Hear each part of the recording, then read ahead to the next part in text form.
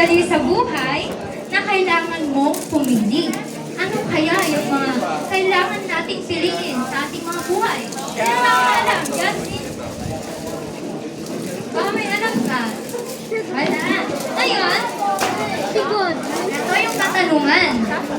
Susunod ka ba sa mundo o maninindigan ka para sa Diyos? Maninindigan po! Manindigan? Tama. Dapat tayo ay manindigan. Ngayon, ito ang kwento ni Daniel. Si Daniel ay isang tagumping lingkod ng kaharian. Matalino, tapat, at higit sa lahat, tapat sa Diyos. Sa Diyos. Diyos. Tapat sa Diyos. Ngunit, hindi lahat ay masaya para sa Kanya. Bakit kaya yung mga kasama niya ay hindi masaya para sa Kanya? Bakit kaya? Bakit? Bakit? Bakit? Bakit? Bakit sila? Nine. Dahil si King? Ano? King? Darius ay? Gusto niya si? Daniel! Yan. Kaya hindi yung mga kasamahan ni Daniel. Sabi ng mga kasamahan ni Daniel, bakit siya ang pinapatulan lagi?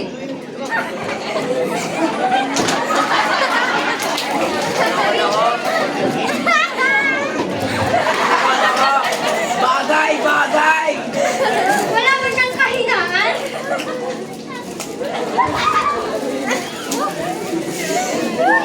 Kaya, ano kaya ang naisip niyong ginawa ng mga kasamahan ni Daniel? Ano kaya?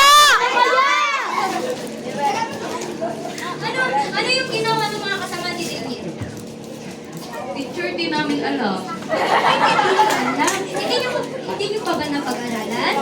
Hindi pa. Kaya ngayon, malalaman niyo kung ano yung ginawa ng mga kasamahan ni Daniel. Ngayon, ang mga kasamahan ni Daniel na naiisip sa kanya, gumawa sila at mag-usap-usap ng batas na gusto nilang ipasal. Ano kaya naiisip niyo na batas? Ano kaya? Ano kaya? Ang batas na yon ay sa loob ng 30 araw, bawal sila magsamba ng ibang Diyos. Sino lang ang Sino kaya ang dapat lang na kailangan nilang sambahin? Ang Diyos. Ang Diyos! Darius. Kaya walang nagawa si Daniel. Darius. Napirmahan niya yung batas na yon.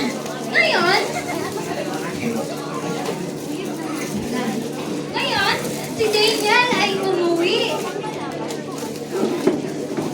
Si Daniel ay umuwi sa kanyang silid. Tapos, ano kaya ang ginawa ni Daniel sa kanyang bahay? Siya ay Nag-pray. kahit may batas na naipasa kay King Darius. Habang siya ay nananalangin, may isang kawal na nakakita kay Daniel. Nakita niya si Daniel na nananalangin. Ano? Sino ang nakakita kay Daniel? Isang kawal. Ano ang ginagawa ni Daniel? Nananalangin. Nagpe-pray! Ngayon, yung nakakita kay Daniel, bilis-bilis siyang nagsumbong kay Haring Darius. Sabi niya, si Daniel ay may nanindigan pa rin sa kaniyang Diyos. Siya ay tapat sa kanyang Diyos. Sino kaya ang Diyos ni Daniel? Ito ba ay ribulto, Kal? Or God? Si God. Tama. Ngayon, nung nagsumbong ang mga kawal, hinuli si Daniel. Oh, hinuli nila si Daniel. Ano kaya ang mangyayari kay Daniel? Ano po? Ano kaya? Malalaman natin yan. Ano kaya Ngayon, yun? si Daniel ay itinapon sa kuweba. Nagasama Ano ko. kaya ang nasa kuweba? Layon! Layon!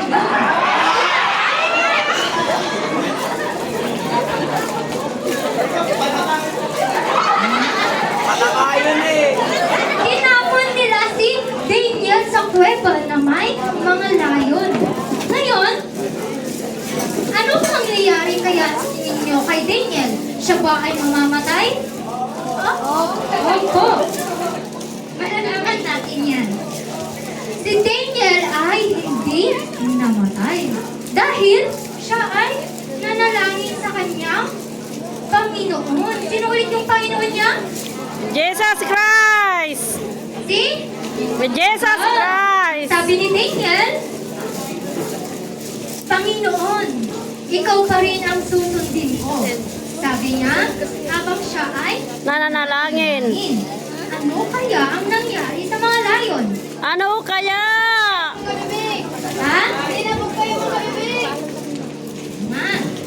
Yung mga layon ay naging maangos sila kay Daniel. Hindi nila kinain si Daniel. Kinabukasan, si King Darius ay dali-dali pumunta kay Daniel. Sumisigaw siya. Sabi niya na si Daniel,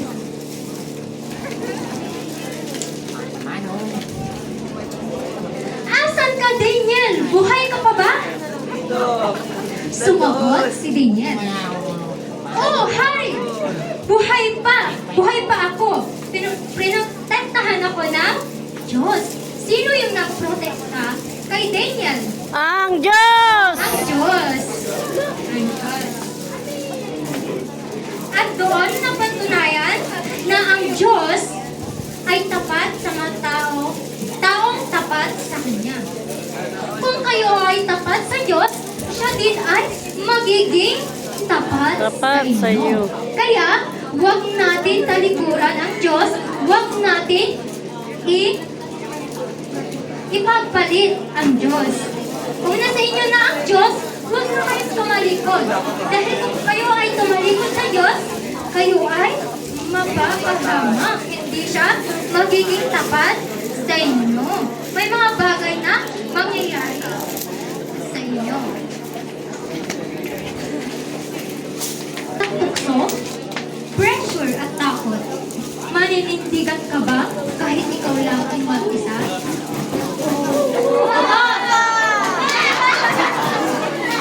Sabat!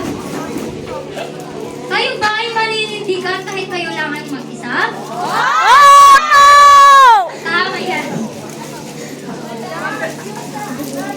Magtitiwala ka ba kahit delikado? Kahit alam mo, yung nag-sacrifice ka para lang may share yung salita ng Diyos. Mag-e-effort ka ba? Magpuput ka ba ng effort kahit alam mo delikado? Lalong-lalo na sa school, madaming mga persecution, di ba? Opo! Hindi yan nawawala. Ikaw ba ay maninindigan pa rin kahit alam mo yung mga nakakasama mo ay mga unbeliever, ang daming mga sinasabi sa'yo,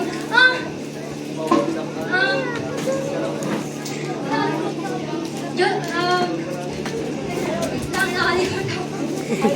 Sana all nakalimutan. Tiniwala sa Panginoon.